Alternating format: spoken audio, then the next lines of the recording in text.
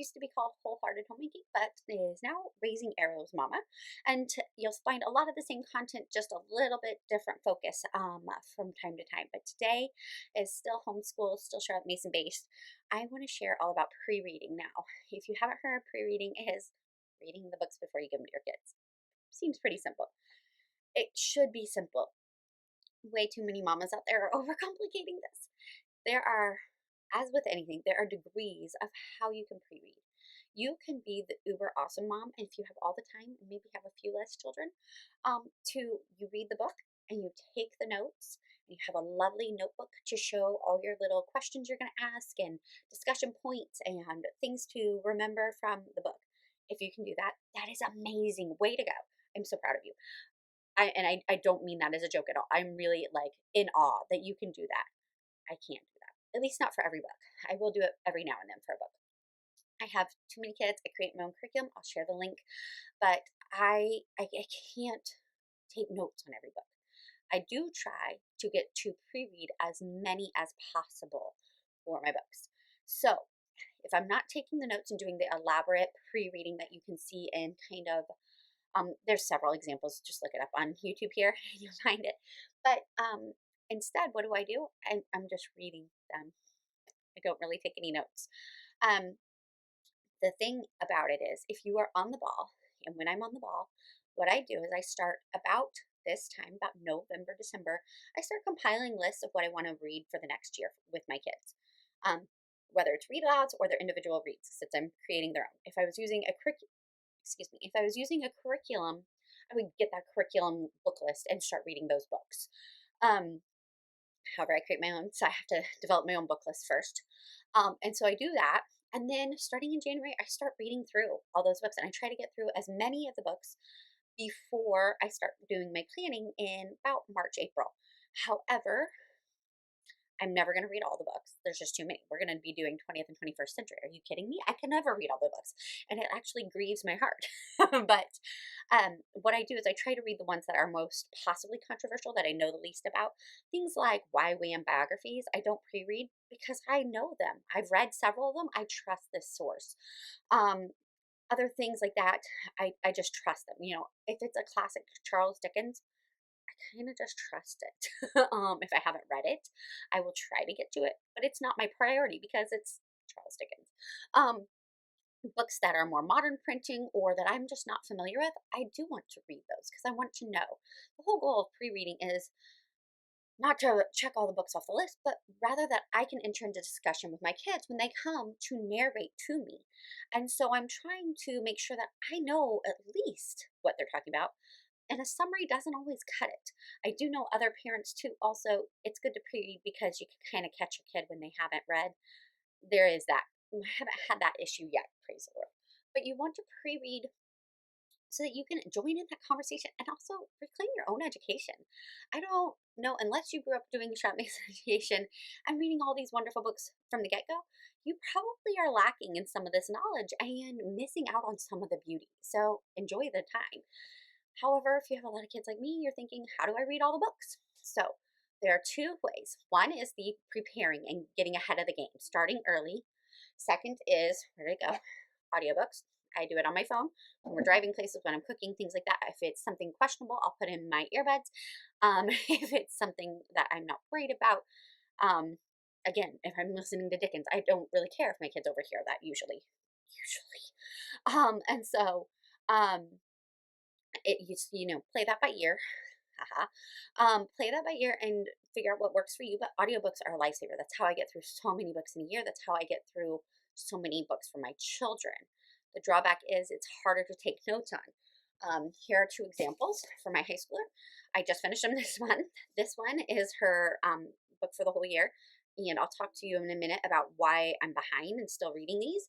But they're both wonderful. They both required me to go back and find places to take notes. I need to do that with this one. I just finished it. And this one, I need to mark a few things. Quick side note on this book, it is not Christian. It is secular. It does have things. We don't throw the baby out with the dishwater, but we do make sure we have those talking points so I know what to bring up with my daughter. Also, there was a chapter I wanted her to skip because I just didn't feel like she was ready at 14. things like that um, are important to know. And that's why I'm glad I pre-read it. This was just an amazing read. And there's so many good quotes and amazing things that I want to write it all down in my commonplace book. But that's the one drawback with audiobooks. However, I have found that if I keep the physical book with me while I'm listening to the audiobook, I can shortly after that, maybe an hour later, after dinner or whatever, when we get home from the drive, I can quickly put a sticky note in it or mark it somehow so that I can find those again later. That does help because you can look at what chapter you're on in the audiobook. The other thing is I just read. I just take the time to read, and I know that that's hard for some of us. And so we're a reading family. I'm digressing. And so that's how I pre-read. I prepare ahead of time, give myself plenty of time to read all the books. Take notes if you want. I will show you. Here's my lovely notes. I have a document on my computer because it's easier to type it and then you can organize things of just books and books and books. I mean, like probably 1,000 books for 20th and 21st century next year. So obviously, I'm not going to read all those books, but I'm going to go through and cross examine and decide. And I'll talk about that later. But when I read one, and this is just some of them I do have online document too. This is just in the back of my planner. Mine is our Cooper Nest planner. And she has a notes page. She also has a planning for next year page that you can get. And I just write down the book and then I'll write a little note like this is for middle grade. This one's for high school. This one is for middle school, but it shows a modern and a World War II timeline. This one is for middle grade or YA, but it's got a dual timeline of 1988 and 1941 and things like that. So I'll keep like little notes just to refresh my memory. And then when I go to choose a book, I can look at that and kind of narrow it down. But also when I'm discussing with my kids, I can remember that. I'm not going to remember it in great detail, like the person who took the notebook and wrote down discussion points and things like that. I'm not going to have that kind of memory with it. But I can enter into discussion with my child, and that's what I'm looking for. So the question then is, why am I still reading books for this year? And what do you do when crisis happens? We had two life-changing events happen to us at December and January last year, and they have forever changed the trajectory of our life. We have another life-changing event we're in the midst of, and that's just the nature of life, and that's where we are these days. And so you have to be flexible. Because of that, I did not start my pre-reading or anything like that. Actually planned and pre-read afterwards, which I don't recommend. It's not great. I've had to go back and scratch out books because everybody loved it. Oh, it's so great. And then I read it and it took the Lord's name in vain like 20 times. I'm like, that's not a children's book. So at least not one for my kids. And so you can't always do the ideal. Like I said, ideal is I've read it and I've taken all the notes. That's not possible. I have too many kids, too many responsibilities. I don't have time for that. Next ideal is to read ahead.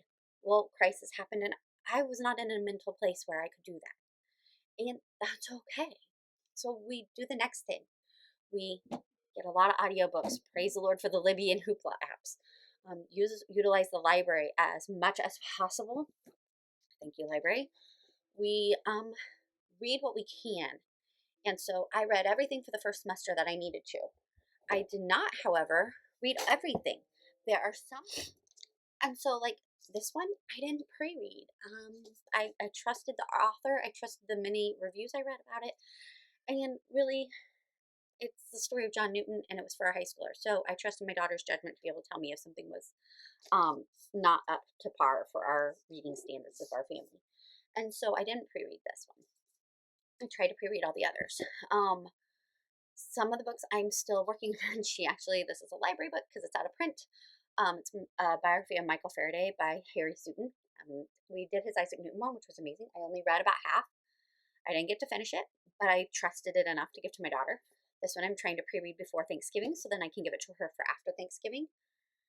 These other books, I'm still getting caught up on. I did the first term, and then I read as much as I could. And this one I actually did, like I said, on audiobook, and I had to renew it, I think 4 different times to get through this mammoth book. And that's okay. That's okay. It's just, I've read all the chapters now before she got to them. And that was my goal. So that way I can discuss, I can know what she's talking about when she narrates, and I can tell her where to skip things if it's inappropriate, Like I said, there was a chapter we wanted to skip in there. There are things I can go back and note if I want to know or that I want her to take notice of. I can look that up. And so pre-reading isn't always perfectly perfect where you've done it all in advance and everything. Sometimes you're just holding on. And that's where we are right now. And so I am read most of my younger kids all of their books for the most part for the year, but my high schooler, I was struggling. These are bigger books, man. And so it's taking me longer to get through them, and I'm just saying that's okay. And if I can stay only a chapter ahead of her, then that's fine. I did do a term where I did try to just like read the week before them, but as a ministry family, ministry activities and events kept happening, like funerals all of a sudden that took up 2 days, and I couldn't keep up with that. So for me, you could do a week before. I didn't have the ability or the promised time to be able to do a week before planning or pre-reading. So I do it, try to chunk it as much as I can and get through as much as I can. So right now I'm finishing up my high schoolers reads for this current year, but I'm also starting my book reads for next year. And so, I'm reading this book, which again is a hefty book. But I'm reading through it. My daughter's actually already read this one, my high schooler, but I'm reading it because she desperately wants to talk about it. But it touches on our subjects for next year and things like that. So I have those going just slowly, and they'll ramp up as we get closer. Like I said, life happens, and so you just give yourself grace and flexibility and make it work, which is really the story of motherhood, right? Grace and flexibility. And I don't want you to be discouraged about pre-reading. I also don't want you to just blindly take what others say is a great book. Because time and time again, I have read a book everybody and their brother loves and recommends. And as I read it, either the Holy Spirit pricked my heart that there was something that just didn't sit right for our family, um, or it really wasn't appropriate for the age or for even my family. Not just because we're Christian, but because it wasn't sharing the message I wanted, or the writing style wasn't something that was cohesive for our family. And so by pre-reading, I can know that, and I have been burned by trusting people. I have had to yank a book from one of my kids because she was reading it and she's like, "What is this talking about?" And I'm like, "What? What is that talking about? And how was this recommended on so many book lists?" Maybe someday I'll talk about books that we don't approve of that everybody else loves, but not today.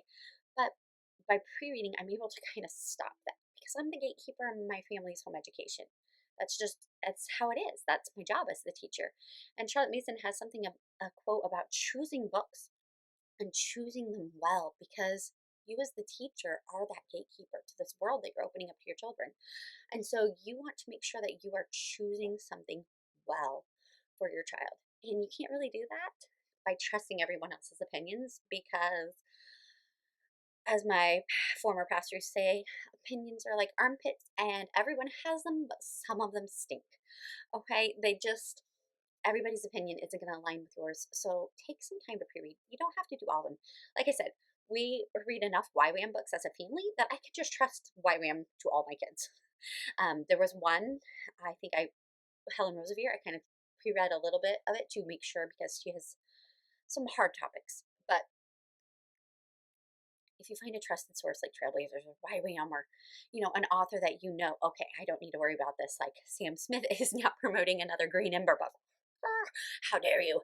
Um, but I know I can trust it because Sam Smith writes books that are engaging and beloved, and we love the Green Ember series. So if you're telling me there's another one, I'm going to buy it, first of all. But I also know that I can trust it because he has proven over and over again his credibility. And so I know what I'm getting into. So there is some of that. And that only comes from reading. If you are just trusting it to your kids, you may never know. So those are some of the benefits of pre-reading. Give yourself grace and flexibility. If you can do more, do more. But if you can't, don't beat yourself up about it. Turn on an audiobook while you're folding laundry. Get through, even if it's just one, get through them. I promise it will benefit you and your family in many ways. Thank you so much for watching. As always, if you have any questions or comments, please let me know below, and I will try to get back to you as soon as possible. I'm sure there's much more I could talk about pre-reading, but this was kind of just an encouragement to give it a try and do what you can. Have a great day.